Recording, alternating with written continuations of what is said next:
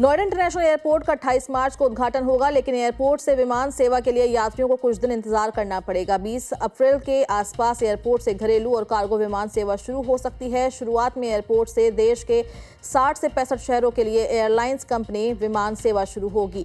NCR के दूसरे international airport से शुरुआत में यात्रियों को केवल देश के शहरों को ही विमान सेवा की सुविधा मिलेगी। 6 माह के बाद इंटरनेशनल विमान सेवा शुरू होगी। विमान सेवा के लिए यमुना इंटरनेशनल एयरपोर्ट ने अकासा, इंडिगो और एयर इंडिया एक्सप्रेस के साथ अनुबंध किया है। इंडिगो शुरुआत में देश के 20 से 25 शहरों के लिए विमान सेवा शुरू कर सकती है। एयरपोर्ट पर प्रतिदिन 150 यात्री विमान सेवा उपलब्ध होंगी। यात्रियों की संख्या बढ़ाने के बाद के साथ ही उड़ानों की संख्या में भी इजाफा होगा।